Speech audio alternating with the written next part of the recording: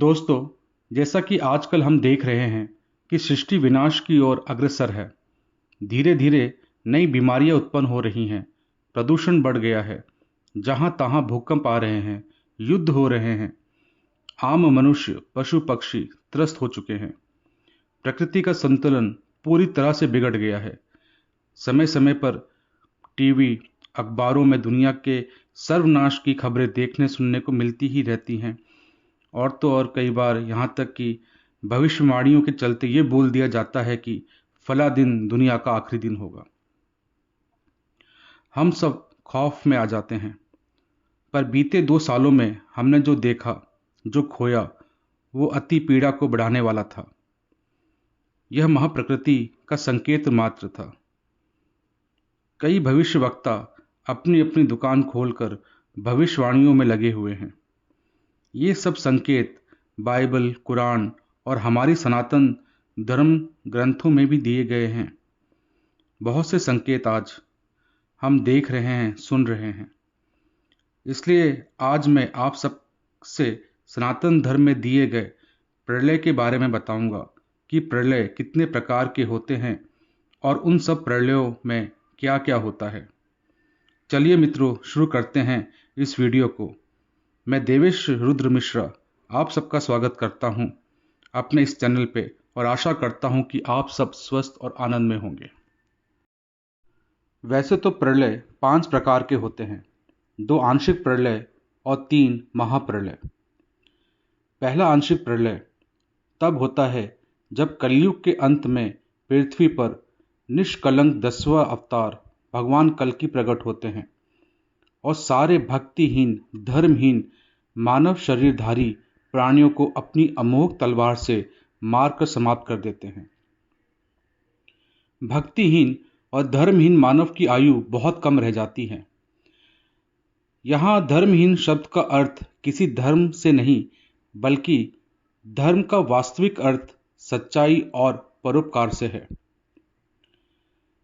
आंशिक प्रलय में जगह जगह भूकंप आते हैं, बाढ़ से सारी खेती नष्ट भ्रष्ट हो जाती है, जंगल में आग लग जाती है, जमीन उपजाऊ नहीं रह जाती, नदियां सूख जाती है, अकाल पड़ जाता है।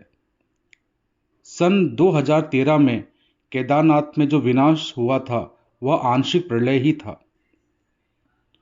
यह सब होने के बाद समस्त पृथ्वी पे जल ही जल भर जाता है और कई हजार वर्षों या लाखों वर्षों के बाद फिर धरती उपजाऊ होती है और फिर जीवन धीरे धीरे पनपने लगता है।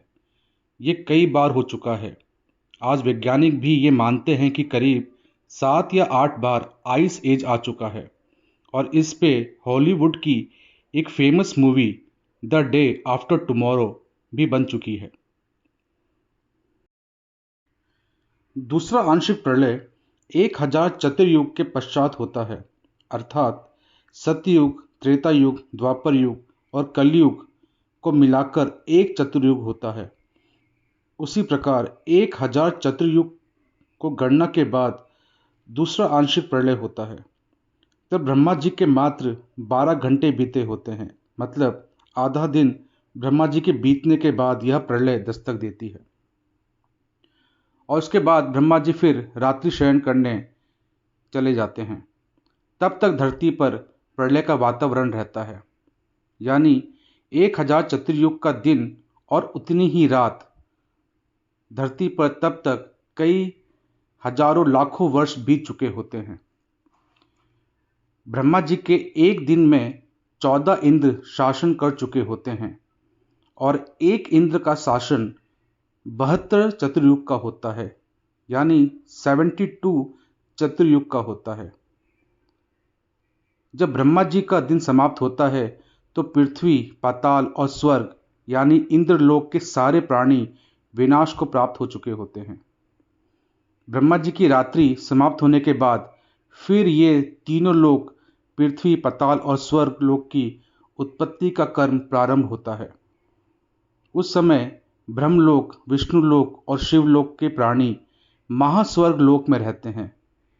अब हम महाप्रलय की बात करते हैं, जो 3 प्रकार के होते हैं। प्रथम महाप्रलय, यह काल या यह समय तब आता है जब ब्रह्मा जी की मृत्यु हो जाती है, ब्रह्मा जी का दिन 1000 चतुर्युग और रात्रि भी इतनी ही होती है। वैसे ही फिर ब्रह्मा जी के 30 दिन, 12 महीने, 1 वर्ष और वैसे ही 100 वर्ष की उनकी आयु होती है। उसके पश्चात उनकी मृत्यु होती है और यह एक महाकल्प कहलाता है। अभी ब्रह्मा जी की करंट आयु 52 ईयर्स चल रही है, ऐसा हमारे धर्म ग्रंथों में दिया गया है। और उनकी अभी 48 ईयर्स की एज, उनकी आयु अभी बाकी है। 48 ईयर्स ब्रह्मा जी के, मतलब धरती में लाखों लाखों वर्ष। और उसके पश्चात फिर प्रथम महाप्रलय होगा। और प्रथम महाप्रलय में ना तो धरती रहेगी, ना पाताल, ना स्वर्ग, ना सूर्य, ना चंद्रमा, ना कोई ग्रह नक्षत्र। ये प्रथम प्रलय, महाप्रलय में जो ब्रह्मा जी ने सृष्टि उत्पन्न की होती है, वो सब विनाश को प्राप्त हो जाती है। दूसरा महाप्रलय, जब 7 ब्रह्मा जी की मृत्यु, यानी जब 7 ब्रह्मा मर जाते हैं, तब एक विष्णु जी की मृत्यु होती है। और उसी प्रकार जब 7 विष्णु जी की मृत्यु हो जाती है, उसके उपरांत एक शिव जी की मृत्यु होती है। इसे दिव्य महाकल्प कहा जाता है। उसमें ब्रह्मा, विष्णु, शिव सहित इनके लोकों के प्राणी तथा स्वर्ग, पृथ्वी, पाताल लोक आदि में रहने वाले प्राणी सब के सब विनाश को प्राप्त हो जाते हैं। ब्रह्मा, विष्णु और शिव के मृत्यु के बाद महाब्रह्मा, महाविष्णु और महाशिव महाब्रह्मलोक में निवास करते हैं। इस महाब्रह्मलोक में चौथी मुक्ति प्राप्त प्राणी रहते हैं, जैसे मार्कंडेय ऋषि, रौमी ऋषि इत्यादि। इन्हें पूर्ण ब्रह्मलीन ऋषियों की उपाधि प्राप्त है। तीसरा महाप्रलय, एक ब्रह्मांड यानी एक यूनिवर्स में 70,000 बार शिव की मृत्यु होती है। अर्थात 70,000 शिव की मृत्यु होने के बाद यह एक ब्रह्मांड समाप्त होता है। यहां आप सबको मैं बताना चाहूंगा कि ब्रह्मा, विष्णु, इंद्र, शिव ये नाम नहीं बल्कि एक पद है, एक पोस्ट है। जैसे भारत में मंत्री, मुख्यमंत्री, प्रधानमंत्री और राष्ट्रपति। और जब इनका कार्यकाल समाप्त होता है तो दूसरा कोई व्यक्ति इस पद को प्राप्त होता है। उसी तरह 70,000 शिव की मृत्यु होने के बाद समस्त महाविनाश हो जाता है। कुछ नहीं बचता, ना सूर्य, ना तारे, ना आकाश गंगा, ना कोई अन्य ग्रह।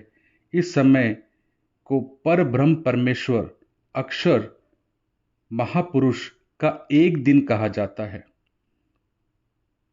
आप सोचिए कि किस तरह से सृष्टि चल रही है। और हम सोचते हैं हम उसी तरह हैं जैसे कुएं में एक मेंढक, जो हम ये सोचते हैं कि संसार बस इतना ही है। इस वीडियो को मैं यहीं समाप्त करता हूं और आशा करता हूं कि आप सबको ये वीडियो अच्छी लगी होगी।